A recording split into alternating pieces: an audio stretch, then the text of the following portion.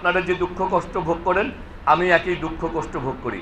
আমাদের দেশকে নিয়ে আবার বিভিন্ন ধরনের চক্রান্ত ষড়যন্ত্র তৈরি হবে। এজন্য আমরা যদি ব্যাপক ভোটার উপস্থিতি ঘটাতে পারি আর আমরা যদি ভোট দেই তাহলে আমাদের একটি স্থিতিশীল রাষ্ট্র তৈরি হবে। আর যারা এই দেশের জন্য আপনাদের ভাইরাই, তারা জীবন দিয়েছে, কেউ পঙ্গুত্ব বরণ করেছে, কেউ গুম হয়েছে, কেউ তাদের জীবন নষ্ট হয়ে গেছে, তাদের এই আত্মত্যাগের সম্মান দেখিয়ে হলো একটা ভোট দিতে যান। আর আমি আপনাদের এখন বলবেন যে আপনার তাতে কি লাভ।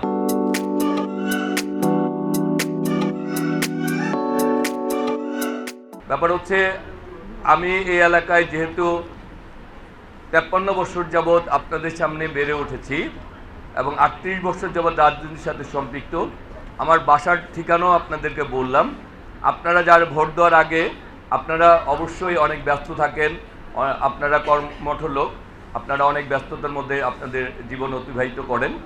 তারপরেও আপনাদের অনেকের সাথে অনেকের পরিচিত রয়েছে, কারণ আমরা মনে করি এই এলাকায় যারা বসবাস করেন তারা সামাজিক লোক, কারণ তাদের আত্মীয় স্বজন আছে, পরিবার রয়েছে, বন্ধুবান্ধব রয়েছে, শুভাকাঙ্ক্ষী রয়েছে, তারা সবার সাথে সবার একটা সম্পর্ক রয়েছে।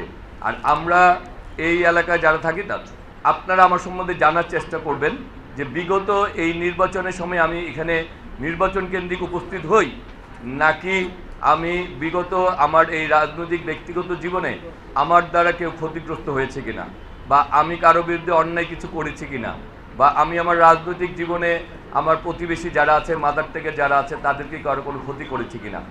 যদি আমার এরকম কোনো কিছু পান আমাকে ভোট দিয়েন না।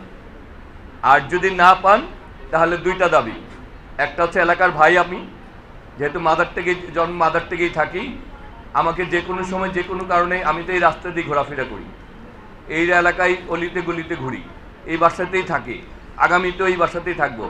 আমরা বিগত দিনে দেখেছেন যারা এমপি হয় নির্বাচনের সময় দেখা যায়, এরপর আর দেখা যায় না। কিন্তু আমার আসলে যাওয়ার জায়গা নেই।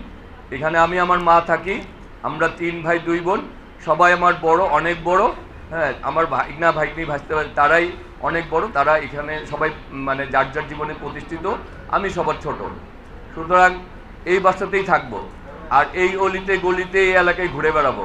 সুতরাং আমি হ্যাঁ, আপনাদের সবারই আমার জন্য আমার দরকার, আমাকে আপনাদের দরকার হবে, ব্যাপারটা এরকম না।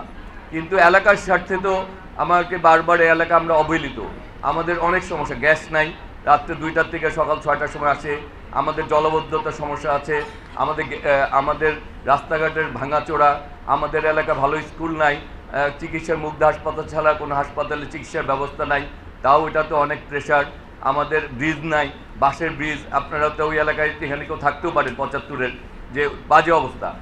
তাই আমাদের আসলে অনেক কিছু প্রয়োজন। এই কাজগুলি যদি আমরা করতে চাই তাহলে আমি যদি আপনারা যে দুঃখ কষ্ট ভোগ করেন আমি একই দুঃখ কষ্ট ভোগ করি, আমি ওই ভাঙাচোরা রাস্তা দিয়ে চলাফেরা করি। সুতরাং আপনাদের সেই বিচারে যদি মনে হয় যে আপনাদের এলাকার সন্তান, ঘরের ছেলে, আপনারা সবসময় যাকে পাবেন, সেই বিবেচনা এবং আমার অতীত খোঁজখবর নিয়ে আপনাদের বিবেকের বিবেচনায় যদি আমি উত্তীর্ণ হতে পারি তাহলে আপনাদের একটা ধানের শীষে ভোট চাবো, আপনারা আমার জন্য ভোট দিবেন।